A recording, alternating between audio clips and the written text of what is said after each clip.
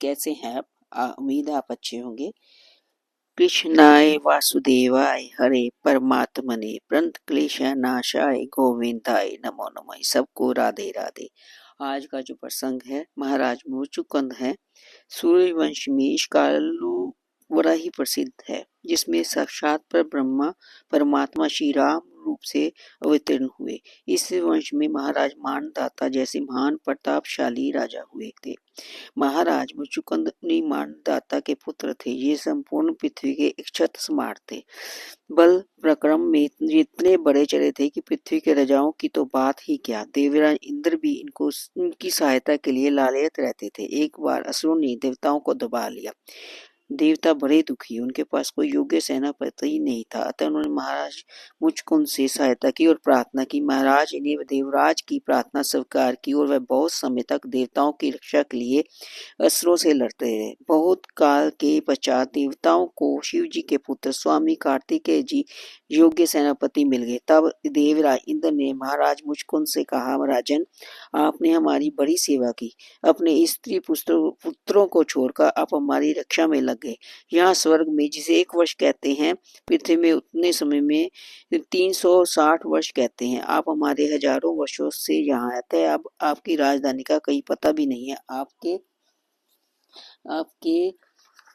परिवार वाले सब काल के गाल में चले गए। हम आप पर बड़े प्रसन्न हुए हैं। मोक्ष को छोड़कर आप जो कुछ भी वरदान मांगना चाहे मांग ले, क्योंकि मोक्ष देना हमारी शक्ति के बाहर की बात है।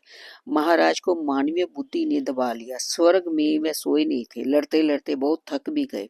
अतः उन्होंने कहा, देवराज, मैं यही वरदान मांगता हूँ कि पेट भर सो लूं, कोई भी मेरी निंद्रा में विघ्न न डाले। जो मेरी निंद्रा भंग करे वह तुरंत भस्म हो जाए। देवराज ने कहा, ऐसा ही होगा। आप पृथ्वी पर जाकर शयन कीजिए, जो आपको जगाए वह तुरंत भस्म हो जाएगा। ऐसा वरदान पाकर महाराज मुचकुंद 12 वर्ष में आकर एक गुफा में सो गए। सोते सोते उन्हें कई युग बीत गए। द्वापर आ गया। भगवान जदुवंश ने अवतार लिया। उसी समय काल यवन ने मथुरा को घेर लिया।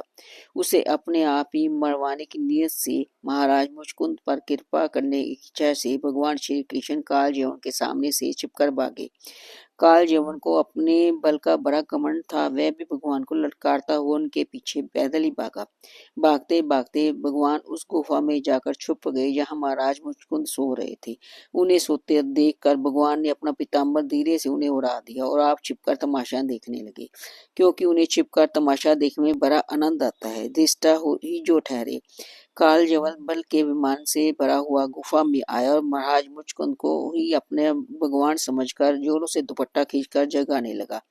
महाराज जल्दी से उठे। उन्होंने काल यवन खड़ा था सामने देखकर दृष्टि पड़ते ही वही जलकर भस्म हो गया। अब तो महाराज इधर उधर देखने लगे। भगवान के तेज से संपूर्ण गुफा जगमगा रही थी।